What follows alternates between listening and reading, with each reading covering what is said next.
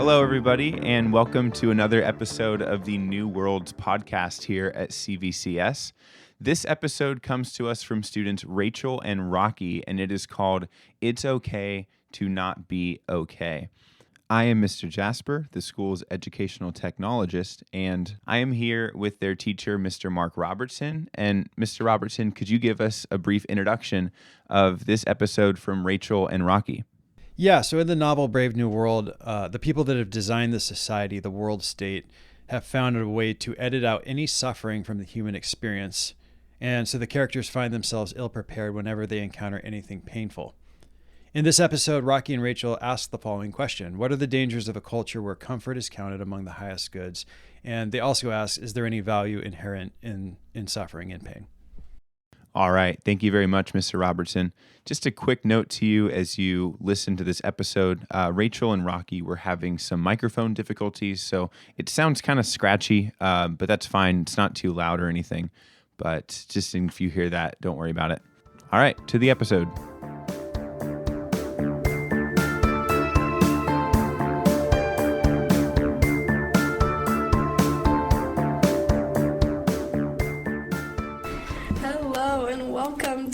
Rocky and Rachel's podcast. I'm Rachel. And I'm Rocky. And we are both hosting today's podcast. And in today's episode, we will be tackling the difficulty of suffering in a culture that privileges comfort. So our topic is comfort and suffering, and we're going to try and relate it to our culture today and also A Brave New World. Yes, which is the book we read with Mr. Robinson. Shout out, Mr. Robinson. All right, so in Brave New World, it's a book about people who are in this kind of civilization where everything is perfect and everything is going as the people who lead it want it to go.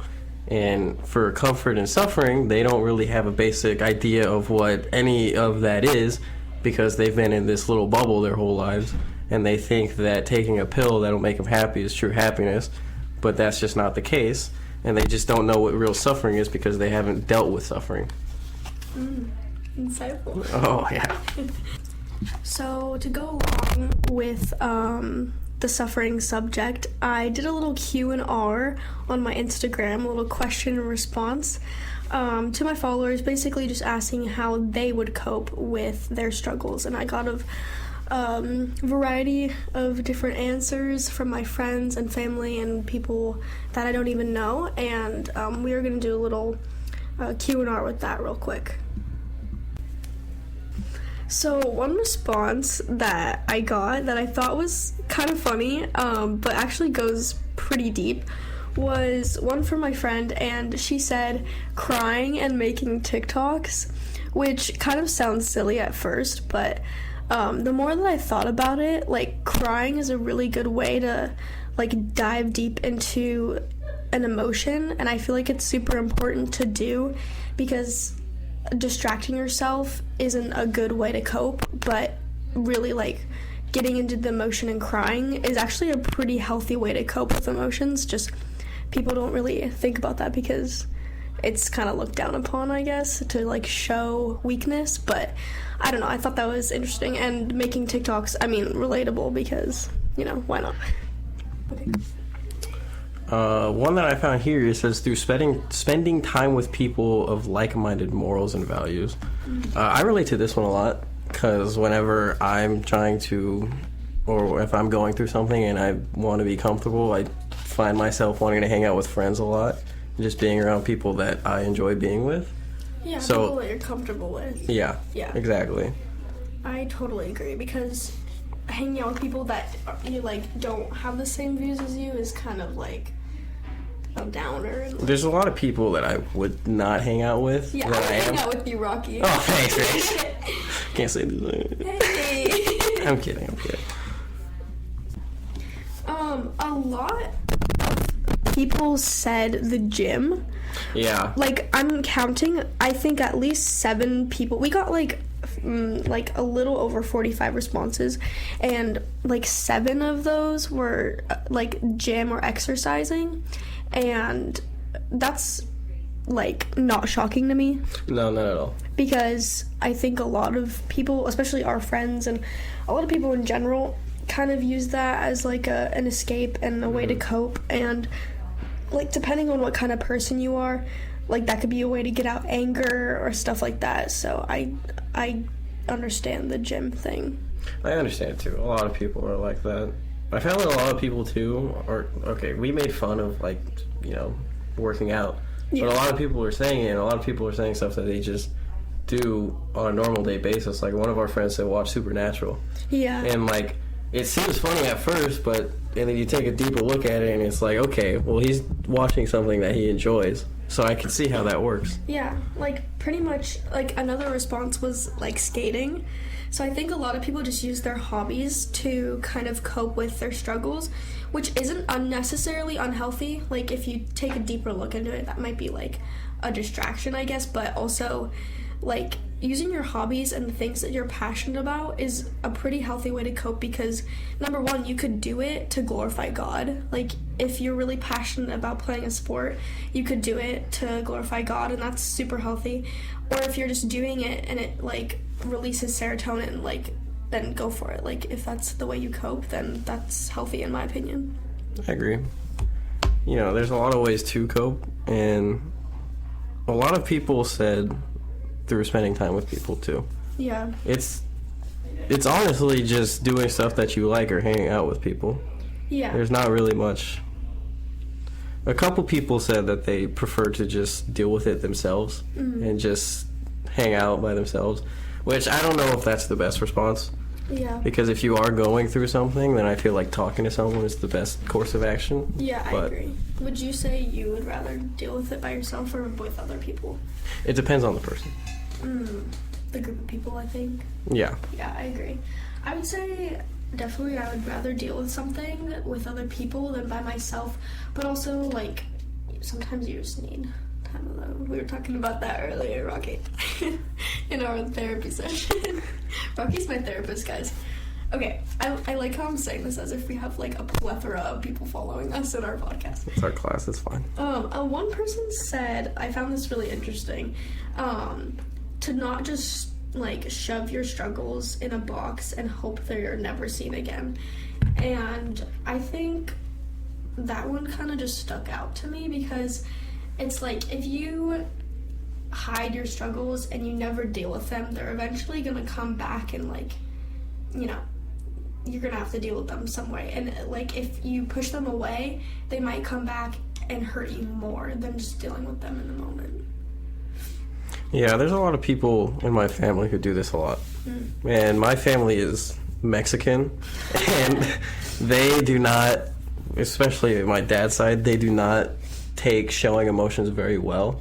And I'm talking about my dad here because my grandpa is not a very, you know, he doesn't really want to talk about his problems and stuff, and that kind of went on to my dad, and now that's coming back to him. I think that's kind of a manly thing, no? Like, that's a very common thing in men, is to be like, no, I'm okay, I'm a man, I don't have to show emotion. I'm a man. And I'm not saying, like, girls don't do that either, but I think that, like, in men it's more common to do that, right? Yeah, I would agree. I don't know why. Like, maybe it's like a... In my opinion, it's something that society kind of did. Yeah, not necessarily, like, in 2021, but definitely, like, my dad's generation and my grandpa's generation. Yeah, totally. It's like, oh, tough situation. Yeah. Like, just deal with it. Like... And I feel like that's kind of why a lot of guys don't really want to go to their parents when having to talk. I definitely don't, for a good reason, because they just don't really understand. Yeah, well, if you, like, look at the statistics and stuff, it's like... What, Rocky? I'm gonna take that out. Like, most suicides are in, like, young men. And I feel like that definitely correlates. I think it's like 3 to 1, 4 to 1. Yeah, which is crazy. That definitely has to do with that, because like the like not being able to have an outlet or someone to talk to or stuff like that, or just like the emotion of being like, oh yeah, I can't talk to someone, is dangerous. And like, it's very dangerous, and definitely mind tolling, if that makes sense. No, it makes sense. Okay, I thought you said no, it doesn't make sense. Okay, let's look at some other questions and then we'll get into the next segment. Some people said spending time alone, which is different than the other responses of always being with someone. We kind of talked about that. Someone said music. I think that's a really good one. Totally. I spend most of my time listening to music, and it really helps a lot with things. Totally. Lots of people said worship music, which I think is important because, like, instead of it just being music, it's music to them that is, like, soul touching, you know? You know what I mean? Like, I don't know. One of our friends said sushi. Oh, food. Food is a big one. Food is a very big one. Like, that's, like, how a lot of people cope, I feel like. Yeah. Not even if they're just stressed or anything, or happy. Yeah. People just like food. Yeah, I mean, I love food. One person says they busy themselves so it looks like they have a busy life and no one can actually tell they're struggling.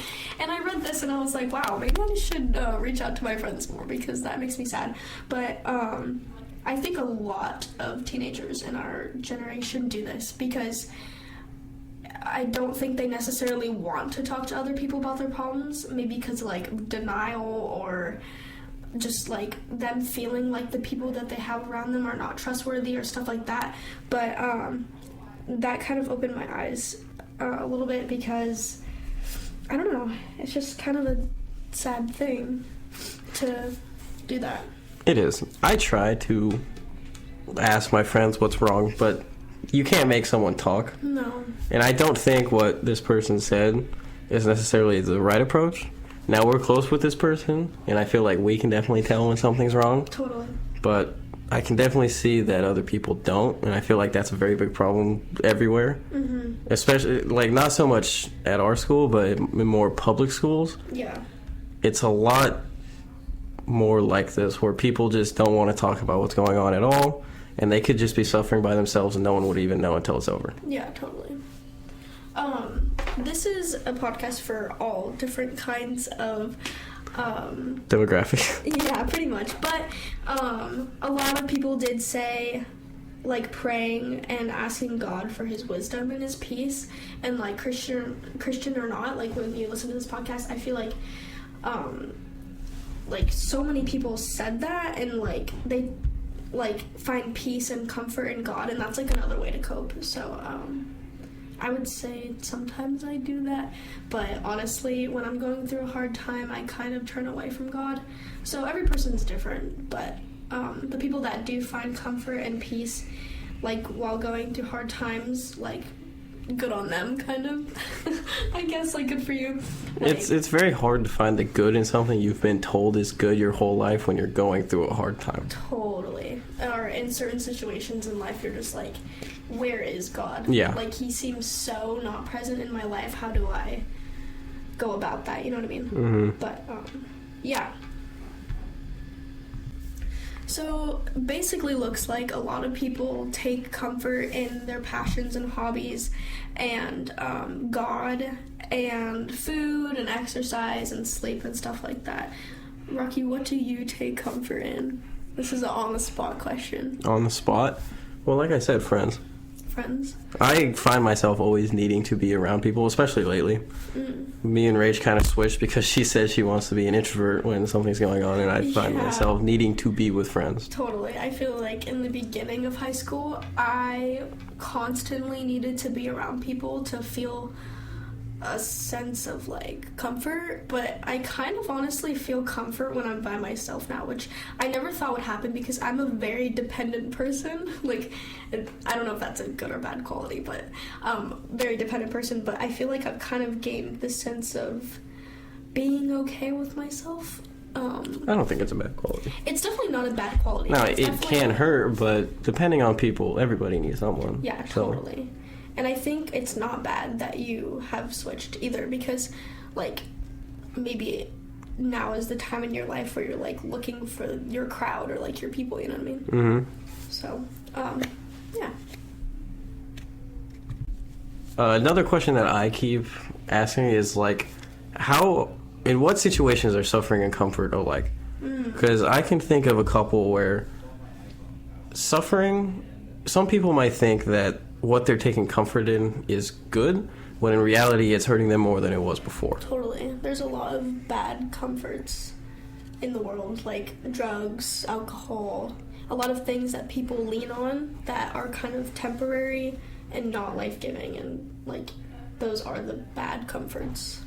But even besides the physical, there's mental too. Mm-hmm. There's people that you think you know, need for comfort when in reality it's just not the case. Totally. I totally agree. Kind of going back to Brave New World, kind of thinking about like how the book represents what today's society is. Okay, so another question is how the book and today's society are similar in the way that the people deal with their issues and what they take comfort in and what they suffer with. The people in the book take this pill, and it's very similar to what we have now. Yeah. A lot of people, their escape is to go do things that they shouldn't do, and mostly it's drugs.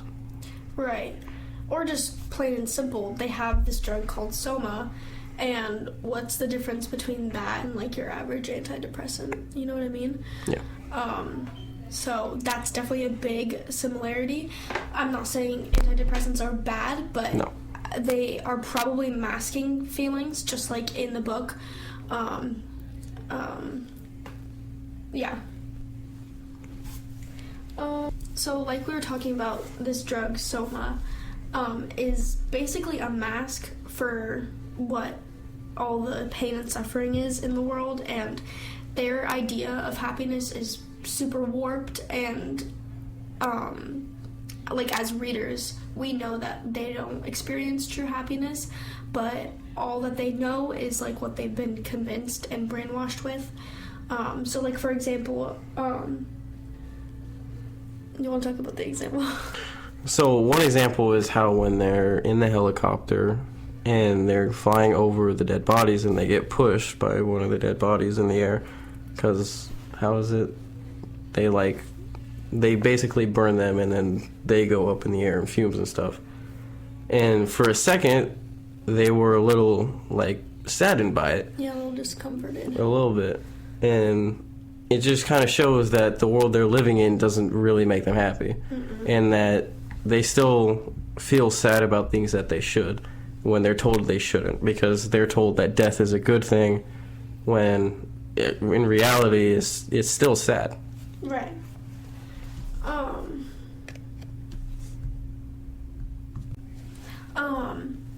I think we as readers reading this book can think that Huxley has kind of dramatized this and like the people's problems in the society, but like really looking back into the book and reading deeper and comparing it to today's struggles in our society, it's really not all that different. Like the Soma pill and the way that they cope and stuff like that. I think a lot of times in our society, just like how when people in Huxley's book when they're feeling down, they just take the Soma and like brush it off. I think a lot of people do that today. In other ways, kind of like when they're feeling down or sad, they kind of brush it off and don't let their feelings really sink in. So that's definitely a similarity between the book and today's society. Yeah, a lot of people just don't really want to deal with it, so they think that brushing it off is just going to work. An example that I would use from the book is how everybody, when they go to bed, they tell themselves they're happy. Yeah. And a lot of people do that in today's age, and it's the belief system that if you tell yourself something enough times, eventually it'll come true. Yeah. And it's really unhealthy. It's just not how it works. Right. Especially not with something like suffering. Right. Yeah, I think that's a huge problem, especially in teenagers today, because I feel like what I tend to do is kind of like, if I'm going through something and I'm in pain, I'm like, oh my gosh, Rachel, like, you could be going through something so much worse. Like, be grateful for what you have, you know what I mean? Like, I kind of just put aside my feelings because I'm, like, comparing myself to others, kind of. And comparing struggles is super toxic, and you should not do that because it leads to overthinking and just unhealthy habits, I feel like. Yeah, it's not good. I don't think you should ever invalidate what you're going through. No, because it's a toxic trait for sure. Just because what you're going through may not be what you think to be worse than someone else doesn't mean it's still not bad. Right. Comparing yourself or your struggles to someone else's is not a good thing at all. Yeah, I just have a hard time justifying whether or not I should be upset about something, because sometimes I'm upset about, like, oh my god, they didn't have burritos today in the cafeteria. I'm so upset. But or oh my god, let me pay for this, or I'm gonna be mad. Yeah, Rocky never lets me pay for things. Why? Because, anyways, that's another argument, right? Oh. Yeah, I think that's a huge problem, at least for me. I'm just kind of using this podcast as therapy now, but that's a huge problem for me, is just kind of justifying whether or not I should be upset about things. And I feel like in the book they do that, and they're like, oh, this is not justifiable. I need to take Soma, and I need to convince myself that I'm happy. So, I don't know. It's a comparison. It is a comparison. But it's true. This book doesn't have very many good things about it. No. No. It's a good book, but it's depressing. It's kind of it's kind of a sad reality that It's like, wow, we really should take a deeper look in this. Like, we are not that different. No, not at all. From these people. Which, what can you do? What can you do, you know? What can you do about it? I think another reason why people have kind of just accepted their fate in this book, and even in our society today, is they've lost hope for any kind of, like, good thing to come. And I feel like that question kind of is brought from, like, what are you living for? Yeah. Like, what is this all for? And, like, what is the meaning of life? Which is such a heavy question, like... But I think it's the question that all of us should be asking, not even just the people in this book. Because Right. I feel like a lot of people now struggle to find the answer to that question. And it's very difficult to find the answer to that question, but some people have just completely given up trying to find the answer. Right. Well, if it's, like, what are you living for, and you don't know, that could lead to a really sad, non-meaningful life, you know what I mean? Mm-hmm. Because if you're sitting here and asking yourself, what am I living for, and you have no answer, it's like, well, yeah, then your life is probably not going to be so, like, meaningful and joyful and, like, full of happiness as someone that knows what the meaning of life is. Another thing is that sometimes people do find the answer to that question, but they ignore it because it might not be what they like. That's really true. Want to expand on that thought, Rocky? There's a couple people in my family who I'm not going to name drop, even though they're never going to hear this, but they... You never know. This could be a viral podcast, Rocky. You don't know. Yeah, it's going viral. But they have a lot of talents and stuff that they should be doing that I think would be really good for them, but they're getting constantly held back by other things that I just don't think are good for them. I think another problem is people are not very willing to dream anymore, like, because they've kind of set this standard for themselves that it's like, I can't dream because I've always been taught that my dreams will never be met. So it's kind of like a lot of people that I know have just given up and have accepted the things that they have in life instead of trying to move on and like do bigger things and be hopeful. So I think that's another problem. That's kind of relating back to the book, because they've just accepted their reality, and it's like, what can we do about it? Like, it's just live day to day, just like how I've been living it for however many years, you know? Yeah. Yeah, a lot of people are scared to pursue their dreams in fear that they might fail. And I don't think that's a very good approach to take, because if you don't fail, then you don't learn anything. Exactly. And if you don't even try, then what's the point of even thinking about it? Right. Well, I think a lot of people will say it's like, well, why should I try? Because, like, there's a possibility of failing. So it's like, I'm too scared to try. Yeah. Which is a horrible mindset, but... Okay, so I just did a quick little Google search, and I just simply searched what is the meaning of life, and it says the meaning of life is freedom from suffering. So let's tie that back in, Rocky. The people in Brave New World don't really have freedom, no matter what they think they have. They were chosen to do very specific things from the moment they were born, and they don't have any freedom to make any real decisions, no matter what they're told. Right. That's a pretty powerful statement. Freedom from suffering. I feel like no matter what, human nature, is sinful, and there's gonna be suffering in all of our lives. So the fact that Google says freedom from suffering is kind of interesting to me because from a Christian perspective, in the end, there will be no more suffering because you will spend eternity with God, stuff like that. But I just think that's interesting. I did not expect that answer from Google. Did you? No. I wasn't expecting any answer.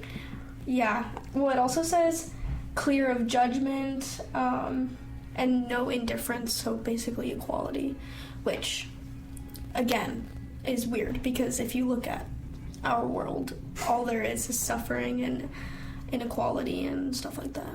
I remember. I feel like you have to have gone through something and suffered in order to be a better person and learn what you really want. Where I think suffering in many cases can be a good thing. Where I think it's bad is where you stay. And you just let yourself continue to suffer instead of trying to get out of it. Yeah, I agree. So another thing is, obviously in 2020, we had a very big change in all of our lives, which I'm sure everyone is sick of talking about, but we can't just ignore our problems like we've been saying for the past 30 minutes of this podcast. But the pandemic, I feel like, definitely coincides with this podcast topic because, in the pandemic, people were forced to face their pain and suffering in a way because when you have that much time to yourself to think, you inevitably end up thinking about your pain and your suffering. This one was very interesting because, like I've been saying, I'm someone who finds myself needing to be with people when I'm going through something. And when you can't do that, it becomes a very difficult situation. You have to be able to find things that make you comfortable, that you have never really tried before. And for me, that was going to my grandparents and working out. No gyms were open, and they had their own little gym there. So I would just go and do that. Another thing is music.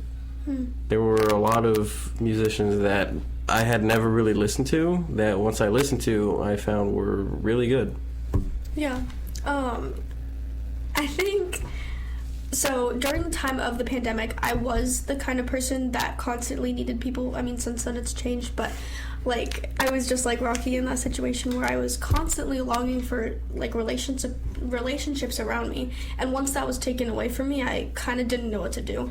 So like Rocky, I often fell on music and stuff like that. But also another thing that I really got into was journaling, which I never expected because I don't think I'm a very creative person. Right. No, I don't think I am. It's not me saying something bad. Which wasn't something I really expected because I don't think I'm a super creative person. Well, not necessarily that. I just don't commit to my projects, kind of. That is a much better way of putting it. Yeah, so once I started my little journaling thing, I kind of combined all my hobbies and interests and just wrote about it and put it in this journal. And I don't like writing that much, which is bad to say about on a podcast about English class, but I don't like writing that much, and I was like, this is so weird for me to do, but again, a coping mechanism. Yeah. Actually, I feel like there's a difference between hobbies and interests and things that you like and coping mechanisms, because it's not necessarily everything in your life is a coping mechanism. No. Because No. although there could be distractions to help you to get through stuff, it's your passions and stuff aren't coping mechanisms, I don't think. I would agree because I like video games, Yeah. right? I do not consider that a coping mechanism. No, it's just something you enjoy. Exactly. When I play video games, I find it actually makes it worse. Yeah. What do you mean? I don't know. I just find myself thinking more which is something I don't want to do. Like you were saying, overthinking. Got it. Yeah. I mean, I think, like, because people love their passions and stuff so much, they, like, when asked how do you deal with things, they, like, kind of lean on their passions and hobbies to say that's how they cope. But I don't think that's necessarily, like your passions and your things that you love and your interests are coping mechanisms themselves. It's just that's kind of like the side effect, I guess. Yeah. Social media is an interesting one. I feel like a lot of people put on a show on social media, or not a show, but just a false identity, and they're not really showing what's really going on, which is fair. You know, a lot of people don't really like sharing what's actually going on, and I don't think you should on social media, but they're also trying to make their lives look better than it actually is. Right. Well, it's very easy to be someone you're not on social media. Very. Because you're a person, but you're a screen. Like, it's an easy way for you to change yourself without actually doing it. Yeah, you can make people perceive you however you want, which is toxic in some ways. I don't think social media was necessarily a bad thing from the start, but there's definitely problems that have been created. I still don't think it's a bad thing, but it has problems. Totally. Like, people that, like, stream games or, like, record themselves doing the things that they like that's a comfort. Like, they use that as an outlet, and they do their passions and put it out for the world to see. But there's also the side of that where that becomes really toxic, especially today where this whole, like, cancel culture thing is a thing. I mean, sometimes rightfully so. Like, the things that people say on the internet are crazy. But also just trying to be an influencer and stuff can be very toxic. And I think because of the pandemic, a lot of people on social media have kind of come out and said that they're suffering. Do you feel like that? Like, on social media? 100%. Like, I think always looking okay and like posting pictures of you being super happy has kind of, like, it's not, like, as pressured anymore, because it's, like, after the pandemic, people were like, yeah. People are starting to realize that it's okay to not be okay. Totally. And through that, they've helped a lot of people. Oh, yeah. And even musicians have, too. A lot of musicians have made songs that are more relatable to people after the pandemic. Totally. I agree. Like, a lot of songs that have been coming out recently are kind of, like, about the pandemic and realizing who they are and realizing that it's okay to not be okay. Stuff like that. So kind of going back to, like, how we were talking about being alone versus not being alone in times of need and when you need comfort. Another podcast that we listened to, me and Rocky, Emma Chamberlain, called Anything Goes. She has this episode called Alone versus Lonely, which we listened to, and we found it pretty interesting because she talks about how she's alone, but she isn't lonely, and she talks about how she's always been with people, like, from living to her parents to always having people over and stuff like that. And on her podcast, she says, like, so we've been talking about music and journaling and video games and skating and all these hobbies and stuff, but in the book they kind of have all, like, books and art taken away from them. Well, not necessarily taken away, but it's not what it is like today. In their libraries are more like dictionaries and encyclopedias. It's not anything philosophical that will make them think more. Right. Reading this book, I feel like I have become more thankful for the things that are around me, like books and things that I have access to, like art and stuff like that, because it's freedom of expression and stuff like that.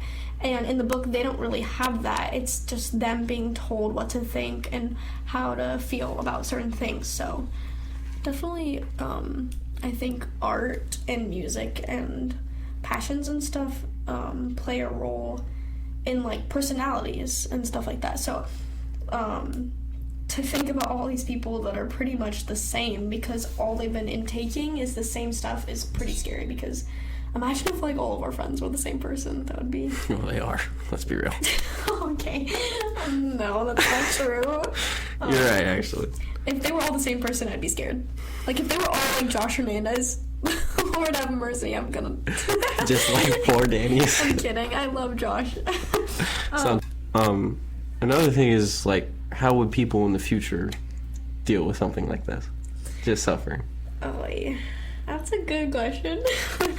Because, like, so, I don't know, like, what age did you get a phone? Oh, I was, like, 12? Yeah, I was, like, 13, 14. Kids now have phones at an extremely young age. Yeah, so I am terrified to have children. Because are they just gonna, like, be birthed and then have a tablet in their hands? Like, I am so scared. Maybe not our kids' generation, but, like, Okay. 2 generations after that. No, it's happening, Rocky. Like, It's happening. I know 6-year-olds that have phones. Yeah, me too. My sister. Oh my gosh. See, like... I just want to preface, no one under the age of, like, 9 should have a phone. Yeah. I don't even think 9-year-olds should. Let's say under the age of 12. I know, but times are changing. Like, maybe that's the new norm. Like, I remember playing, like, Tetris on my, like, little leapfrog. And people now have, like, YouTube videos and, like, channels at, like, 7 years old. I don't know.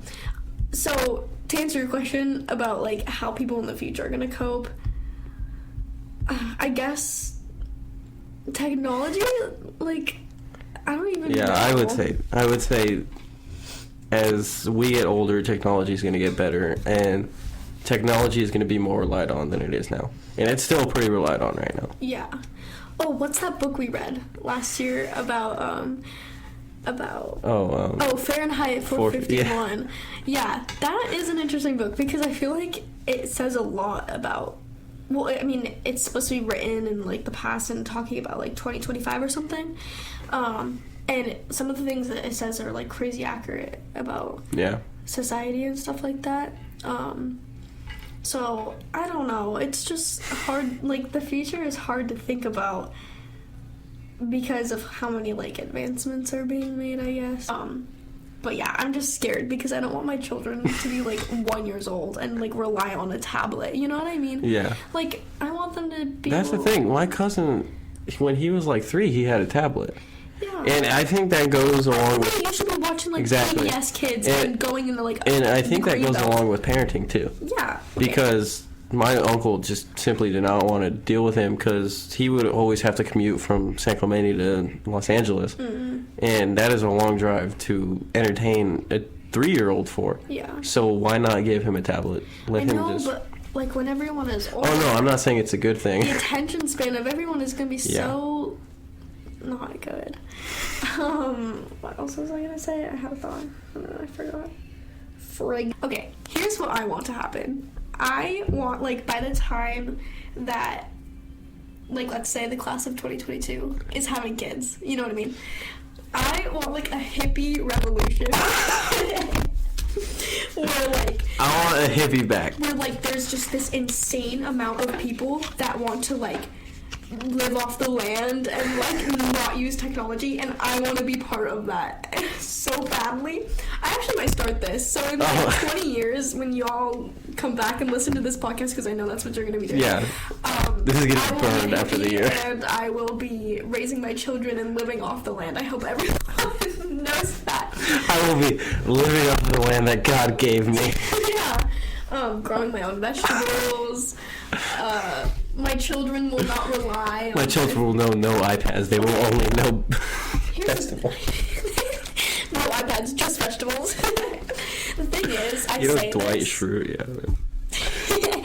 I say this, but I'm so addicted to my phone. Like, I know I am. And I'm not gonna sit here and say I'm not. But I hate that I am.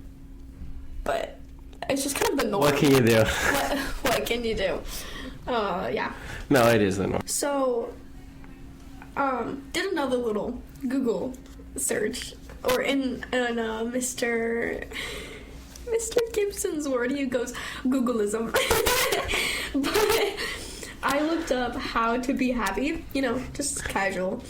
And one of them says, acknowledge the unhappy moments. And I think... This is a big one. Yeah. Going back to Edward Chamberlain's podcast, he was talking about how, when people are sad, they listen to sad music. And some people want to put on happy music. I don't think... For me personally, I can't do that. If I'm in a sad mood, then I feel like the best way for me to get out of it is to just acknowledge it and go along with it. Right. For me, like when I'm sad, I listen to sad music because I feel like it's more healthy to just like be in tune with your emotions at that time instead of distracting yourself from them. But also, acknowledging the unhappy moments, like that was pretty much impossible in Brave New World because all they could ever think of was happy in quotations, happy moments. Mm-hmm. Not true happiness, but they didn't know that, So in order to have good, there has to be some kind of bad, and when you erase the bad, it's like, how do you know the good, Mm-hmm. Okay, just thought of this question on the top of my head. Okay. Do you think that phones rob you of your happiness? Me personally, no. Okay. Because when I'm unhappy, I tend to watch a lot of YouTube. And YouTube, for me personally, is a very good thing. Because it gives you, like, a distraction? Yes. Okay.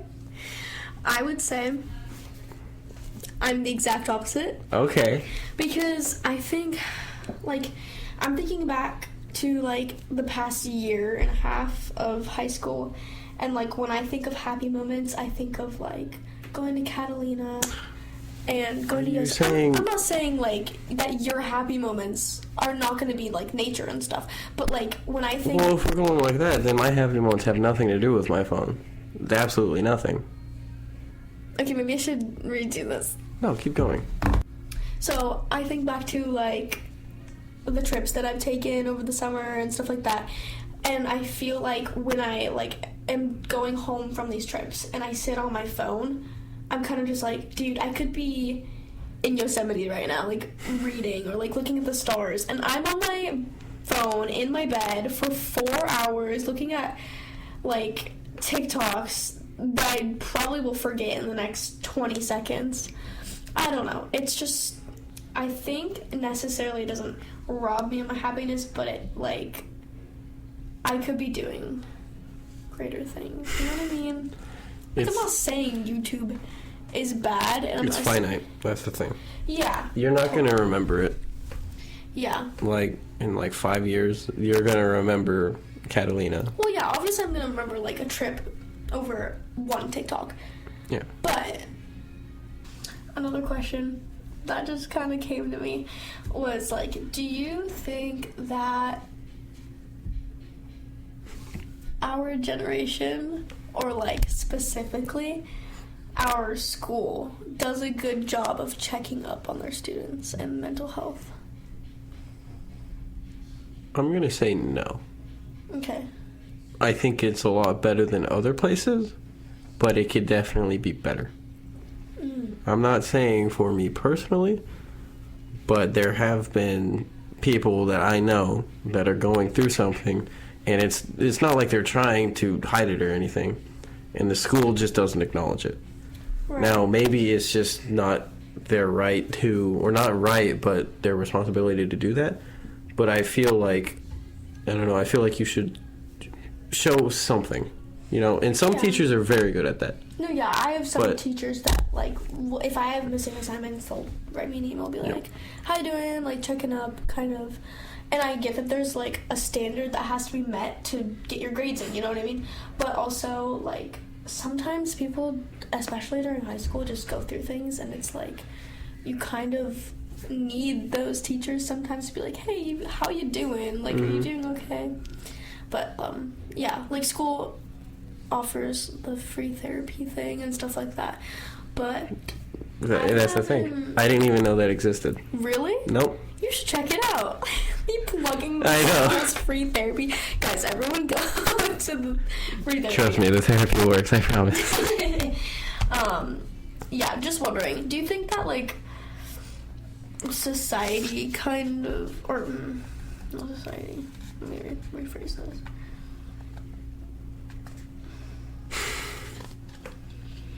Okay, so I feel like there's been like a mental health awareness like revolution over the past Yes, but I still 5 think it years could or be better. something. What? Do you know what the month of No. it was? Thanksgiving month. It was Men's Mental Health Awareness Month. Oh, yes, I did actually know that. I just was thinking more about turkey. Never mind. Go on. But what I'm saying is that some people don't even. I'm sorry. But people don't even realize it. I feel like we have to do better as people just to acknowledge things like this. I'm not even saying just for men, but for everybody. Everybody goes through something in their life, and you need, whether or not you like to stay inside or not, you always need someone to talk to. Yeah, And if you don't, then the worst could happen. totally. I agree. Okay, we've had a lot of Q&A time and talking about the book, and I think we're gonna wrap up today's episode. Final thoughts, Rocky? I think we did great things for mental health. I don't know about the book, but I don't know about Brave New World, but we really brought some light to we did great things today. we brought some light to mental health awareness. Yep. Yeah. To wrap it all up, I think that we did a pretty good job. I think we tackled the difficulty of suffering in a culture that privileges comfort.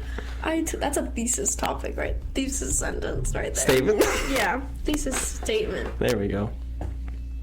Yeah, I think we did a good job of tackling the difficulty and suffering. I think we did A great job of whatever we were trying to do. I think we're gonna wrap it up here. I think we did a really great job, Rocky, of tackling the difficulty of suffering And in a mental health. culture that privileges comfort, you know? Okay, that is it for Rocky and Rachel's podcast. Give it up for Rocky. Don't give it up for me. I don't deserve it. Give it up for Rach. No. Okay. I think we're gonna wrap it up for today's podcast. I think we did a good job, Rocky. You did an excellent job of answering these questions. Hey, and you diving too. deeper. We really brought some light to mental awareness. Mental health awareness. Yeah, mental health awareness. Mental health. We talked about the book. That we did. We did. Yeah. Suffering and comfort? I'm not too sure, but I am actually obsessed with the idea of doing a podcast. I am as well. And if I were to do my own podcast on my own time, I would choose Rocky as a co-host for sure. This was so fun. Anyways, thank you for listening. Thank you for your time. And Let's start a podcast, Rach. yeah, we're gonna start a podcast. Thank you. Love you.